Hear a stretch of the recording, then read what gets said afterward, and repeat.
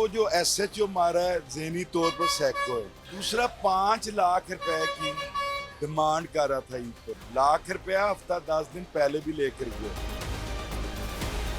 हमें नवा कोड भी पड़ता है, शेरा कोड भी पड़ता है। उस टाइम भी ये मैं थ्रेड कर कर पैसे लेकर जाता रहा है। तो ऐसे तो मैं नहीं दूंगा, एक टैडी नहीं दूंगा और सारी जिंदगी नहीं दूंगा। यहाँ से इन्होंने कौन सा इश्तिहारी पकड़ा है, ये मुझे शो करवा देंगे। एक बंदा भी बगैर आईडी के गया तो मैं अपने ऊपर पर्चा भी लूंगा, जुर्म भी कबूल करूंगा। इनके पास कॉल चली जाती है, ये आते हैं, सीट नंबर होती है, बंदा ले जाती हैं, पैसे लेकर छोड़ देती हैं। अस्सलाम वालेकुम नाज़रीन, पब्लिक न्यूज़ के साथ मैं हूं आपका मेज़बान अली चौधरी। नाज़रीन, गुज़िश्ता रोज़ एक वीडियो सोशल मीडिया पर वायरल होती है कि पुलिस एहलकार चंद जो है वो न्याजी अड्डे पहुंचते हैं और यहां पर आके जो है वो इंतज़ामिया को ये कहा जाता है कि उनकी बसों को रोका जाएगा, उनकी बसों को रोक लिया जाएगा, जिसमें मुतलका एसएचओ भी यहां पे पहुंचते हैं न्याजी अड्डे पे और आके जो है वो बसें रोकने का कहा जाता है। जबकि उसके साथ साथ ये कहा जाता है पुलिस की जानिब से कि जो ट्रैवल आई सॉफ्टवेयर है उसकी खिलाफ वर्जियाँ की जा रही हैं। एक एक शनाख्ती कार्ड के ऊपर एक से ज़ायद जो है वो अफराद को टिकटें फराहम की जा रही हैं, जिसकी वजह से इश्तिहारी मुल्ज़िमान को पकड़ने में पुलिस को जो है मुश्किलात का सामना करना पड़ रहा है। मैं इस वक्त न्याजी अड्डे में उसी जगह पे मौजूद हूँ जहाँ की ये वीडियो थी और मेरे साथ इस वक्त न्याजी अड्डे के मालिक बजाज खान न्याजी जो है वो मौजूद है। उनसे जानते हैं कि वाकया क्या पेश आया ये और पुलिस जो है वो क्या मुतालबात कर रही है। सर बताइएगा, जो एक वीडियो वायरल हुई है उसमें क्या इशू था आपका पुलिस के साथ और पुलिस का क्या मुतालबा था? सर इशू कोई भी नहीं है। एक तो जो एसएचओ मारा है ज़हनी तौर पर सैको है, दूसरा 5 लाख रुपए की डिमांड कर रहा था ईद पर। लाख रुपया हफ्ता 10 दिन पहले भी लेकर गया। तो मैंने कहा यार ईद आती है, सीजन लगता है, तो जो मेरा हिस्सा बनेगा मैं दूंगा। उसने क्या हरकत की, 2 मुलाजिम मेरे नीचे काउंटर में भेज दिए कैश वाले, जहाँ मेरे एडवांस पैसे पड़े होते हैं। तो मैंने बाहर निकल कर, वो मेरे आने से पहले मैंने बाहर निकल कर छोटी सी वीडियो बनाई। मैंने कहा यार बात सुने कि इनके पास इख्तियार है, ये किसी की प्राइवेसी में घुस सकते हैं, ये कैश वाले ऑफिस में घुस सकते हैं, और गाली गलोच उन्होंने की। तो मैंने वीडियो लगाई, एसएचओ साहब का प्रेशर शुरू हो गया। कभी खुद फ़ोन करें, कभी दोस्तों से करवाएं, मुलाजम आ गया जी एसएचओ साहब का हुक्म है आप वीडियो डिलीट करें। मैंने कहा मैंने वीडियो डिलीट नहीं करनी। इस बात को 3 घंटे गुजरते हैं, एसएचओ साहब खुद आ जाते हैं, मौके पर आकर मुझे कहते हैं मेरी तुम्हारी गाड़ी इस अड्डे से मैं बाहर नहीं निकलने दूंगा, मैं बाहर तुम्हारी गाड़ियाँ रोकूंगा। मैंने कहा यार मेरी बात तो सुनो। आगे से बदतमीजी करने लग पड़ा। उससे पहले मेरे सारे बुकिंग क्लर्कों को बाहर निकाल कर इतनी गंदियां गालियां निकाली हैं। मेरे आधा अमला आज भी उसकी डर की वजह से नहीं आया, जिसकी वजह से आज रश पड़ा और हमें बड़ी तकलीफ हो रही है। रश की बड़ी तकलीफ हो रही है रश की। न्याजी साहब, आपसे किस एवज किस मद में जो है वो 5 लाख रुपए का मुतालबा किया जा रहा था और क्या इससे पहले भी आप पैसे दे चुके हैं पुलिस को? सर देखें, इससे पहले एसएचओ साहब उसने जिंदगी में हमारे से पैसे नहीं लिए। जिंदगी में उसके 2.5 साल रहा है, नहीं लिए। ये लगा हुआ था शेरे कोट। शेरे कोट थाना और नवा कोट थाने के दोनों के हम सेंटर में होते हैं। हमें नवा कोट भी पड़ता है, शेरा कोट भी पड़ता है।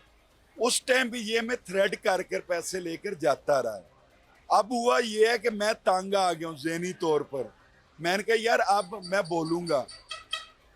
अंदर का मेरा एक न्याजी जागा है। मैंने कहा यार न्याजी का बेटा हूँ तो मुझे जागना चाहिए कि यार इतना जुल्म कि एक बंदे को प्यार से चीज़ दे रहे हैं, वो आकर अगर हमारे साथ गुंडागर्दी से लेकर जाए तो ऐसे तो मैं नहीं दूंगा, एक टैडी नहीं दूंगा और सारी जिंदगी नहीं दूंगा। न्याजी साहब, डीआईजी ऑपरेशंस की तरफ से, महकमा पुलिस की तरफ से ये बयान आया है कि आप जो है वो ट्रैवल आई सॉफ्टवेयर के हवाले से जो है वो उसके अंदर कुछ गलतियां कर रहे थे। एक शनाख्ती कार्ड के ऊपर 4 से 5 जो है वो टिकटें आप जारी कर रहे थे, जिसकी वजह से पुलिस को जो है वो पीओस पकड़ने में, टीओस पकड़ने में, यानी कि इश्तिहारियों को पकड़ने में मुश्किलात का सामना आ रहा था। इसके बारे में क्या कहेंगे? सर पहली तो बात, इश्तिहारी कितने कैमरे लगे हैं यहाँ आप घुस ही नहीं सकता।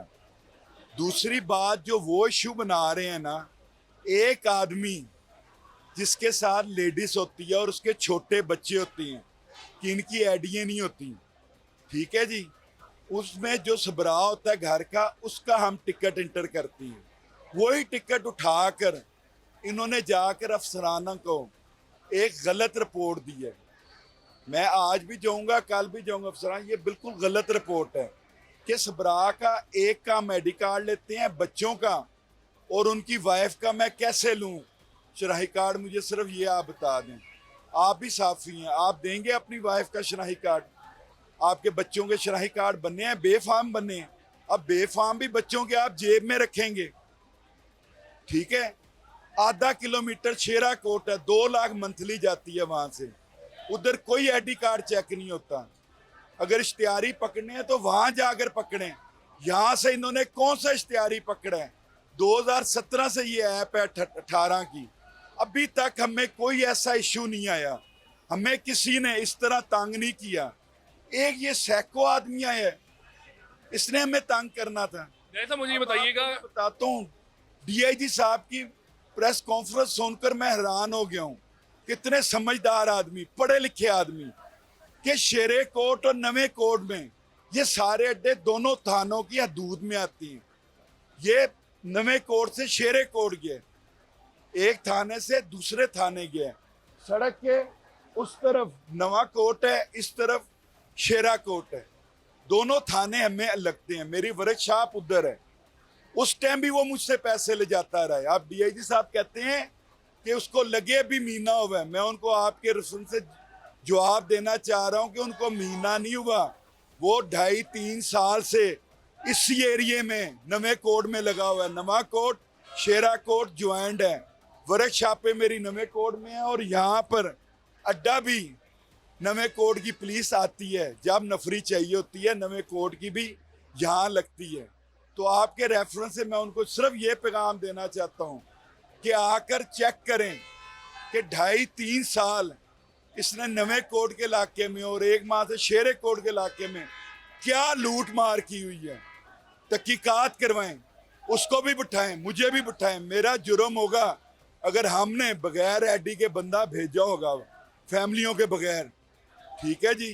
या वकला हजरात आते हैं, 5-6 होते हैं, वो कहते हैं भाई कुछ नहीं कार्ड देना है, ठीक है जी। उनसे हम और मांगते हैं, वो आगे कहते हैं नहीं देंगे। उसके अलावा अगर कोई ये मुझे शो करवा दें कि एक बंदा भी बगैर आईडी के गया है, तो मैं अपने ऊपर पर्चा भी लूँगा, जुर्म भी कबूल करूँगा, ठीक है जी। अगर यही जुर्म उसके ऊपर है तो फिर उनका काम है उस पर FIR दें और उसको ये पूछे, नवा कोट थाने तुम 3 साल रहे हो, अड्डों की कितनी एंट्रियां तुमने पकड़ी हैं? यहाँ से 6-7 बंदे, तंदूर वाला, सब्जी बेचने वाला, किसको पता ही नहीं होता मेरे ऊपर पर्चा हुआ है, उसको लेकर थाने जाते हैं। 5,000 2,000 जहाँ डानो छोड़कर वो फिर मेरी बस में जा रहा होता है। डीआईजी साहब को इन्होंने इतनी गलत फहमी में डाला है कि मैं हैरान हूँ कि ऐसे पढ़े लिखे आदमी भी इस तरह का बहुत बगैर सोचे समझे इंटरव्यू दे देती हैं कि नवा कोट शेरे कोट में अड्डे दोनों के अंडर आती हैं।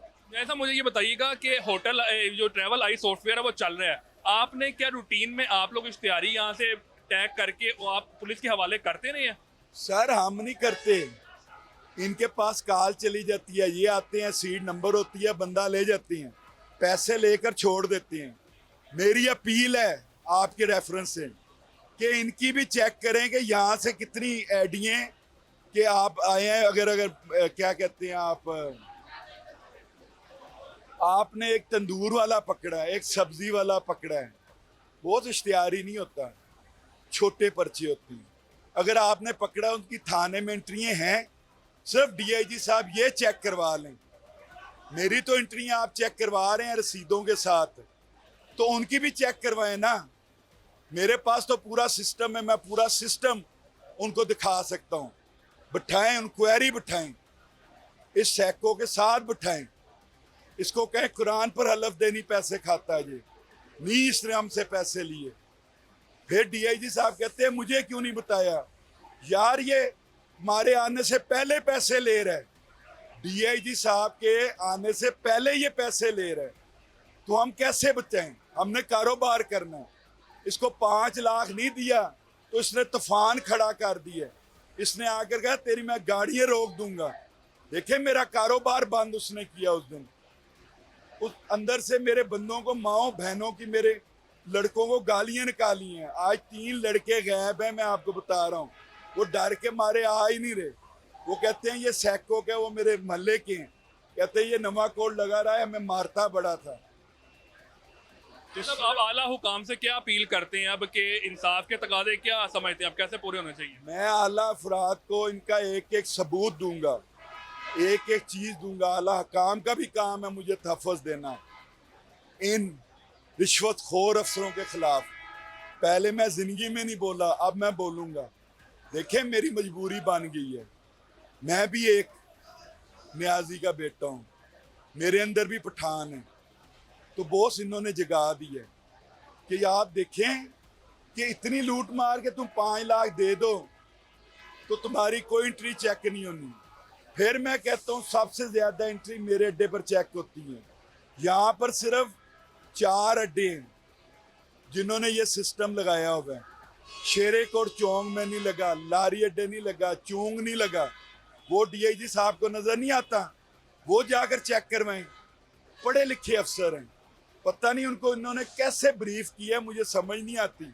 मैं तो उनको सोशल मीडिया में देखता था तो मैं उनका फैन मान चुका था कि यार बड़े इंसाफ परस्त आदमी है। लेकिन इस मामले में एक करप्ट एसएचओ की खातर कह रहे हैं इसको महीना हुआ लगे, कोई महीना लगे नहीं हुआ। वो 2.5-3 साल से इसी एरिए में लगा हुआ है। नवे कोट शेरे कोट में लगा है। हम दोनों की हदूद में आते हैं। न्याजी एक्सप्रेस दोनों की हदूद में आता है। मेरी वर्कशॉप पे, मेरा घर नवे कोट शेरे कोट दोनों के अंडर आता है। जी बहुत शुक्रिया सर आपका। बजाज खान न्यादी जो कि न्यादी ट्रैवल सर्विसेज के मालिक हैं, उनका कहना है कि जो ट्रैवल आई सॉफ्टवेयर है उसका जो है वो इस्तेमाल किया जा रहा है, लेकिन फैमिलीज और बच्चे जिनके आईडी कार्ड जो है वो मौजूद नहीं होते उनको जो है वो 1 से ज़ायद टिकटें फराम की जाती हैं। तमाम का रिकॉर्ड इनके पास मौजूद है। जबकि बजाज खान न्यादी ने आला हुकाम से ये अपील की है कि उनको इंसाफ फराहम किया जाए, उनको भी बिठाया जाए, मुतलका एसएचओ को भी बिठाया जाए और तमाम जो इंसाफ के तकाजे हैं उसको पूरा करते हुए उनको जो है वो इंसाफ फराहम किया जाए।